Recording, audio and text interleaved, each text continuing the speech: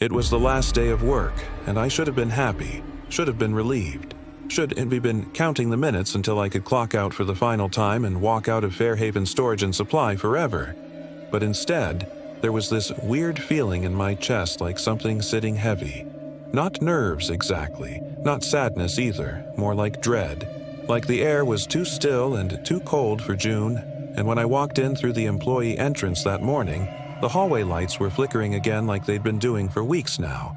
But nobody ever fixed them, even though we kept reporting it. And the whole building had that humming silence that only big, empty warehouses get when most of the crew is already gone for the summer slowdown and half the staff had already quit or gotten laid off, which left just me, Carla from records, and Big Mike from loading. And the weird part was neither of their cars were in the lot when I pulled in, just mine. And that black sedan I'd never seen before parked near the dumpster like it had been sitting there a while, covered in dust, one tire a little low, no plates, just blank, which was strange but not enough to stop me from going in, because I just wanted to get through the last shift, pack up my locker, sign the exit paperwork and be done with this creepy old building for good. But when I got inside the break room, the coffee pot was still hot and half full, even though nobody was around, and there was a single donut on the table, like someone had just been there. And on the whiteboard someone had written, "Don T. Forget what you owe you" in red dry erase marker. Except when I tried to wipe it off, it smeared like ink and smelled faintly like iron, and I told myself it was just some bitter ex-employee trying to mess with me. So I grabbed my badge, checked the time, 8:02 a.m., and headed toward the inventory room like usual. But the scanner at the door wouldn't beep, just flashed red over and over like I didn't exist in the system anymore even though my shift wasn't over until 5, and when I turned to go find Carla or Mike, the hallway behind me wasn't the same one I came from. The lights were dimmer, the walls seemed longer, and the exit signs were flickering like they were dying. And then I heard it. A soft, dragging sound like something heavy being pulled slowly across the concrete, and I spun around thinking maybe it was Mike hauling a pallet jack or messing with me since he liked to joke around, but there was nothing. Just that weird sound echoing from somewhere too close and too far away all at once. And that's when the PA system crackled on, even though it hadn't worked in months, and a voice came through, distorted and low, saying, "Final day, final debt, you can't leave until it's paid." And then laughter, not funny laughter, but broken, hollow, like it came from someone who forgot how to be human. And I yelled out, "Okay, very funny, I'm not playing this game."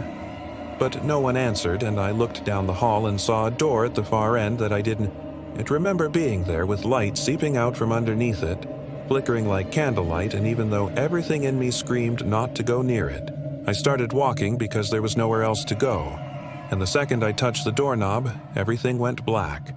Not dark, but black, like ink spreading over my eyes. And when the light came back, I wasn't in the warehouse anymore.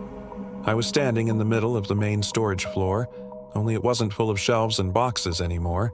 It was all wrong. Endless rows of rusted lockers, each one scratched up, dented, and everyone had a name tag.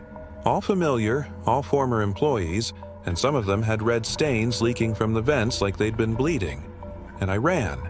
I didn't care where, just anywhere away from that place.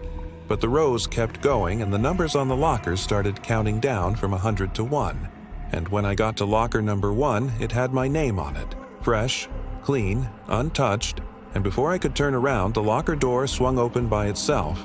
And inside was my old uniform shirt from my first day, clean, ironed, folded, next to a photo of me taken from behind, clocking out just last night, which made no sense because I hadn't seen anyone take it.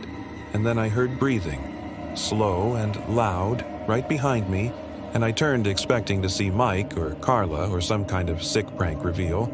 But it wasn't them. It wasn't anyone I knew.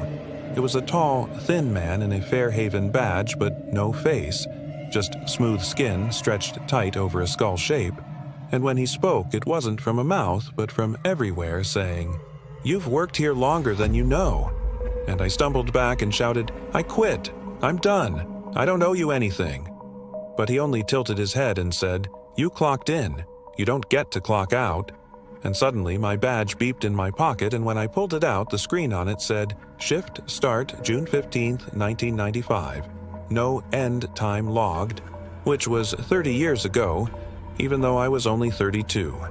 And I looked at my hands, and they were older, wrinkled, dry like paper, and I realized I hadn't been working here for 10 years like I thought, but maybe I'd always been here. Maybe the building never let anyone go, just recycled the faces and the names. And as I turned to run again, I saw dozens of others, former co-workers, pale, quiet, eyes blank, just watching from the shadows of the lockers, trapped like I was, and the faceless man pointed at the time clock on the far wall and said, "One more punch," and I walked toward it without meaning to, hand raised like a puppet, and as the final bell echoed through the warehouse, I heard the clock punch, sharp and final, and everything went silent except for the sound of another locker opening behind me.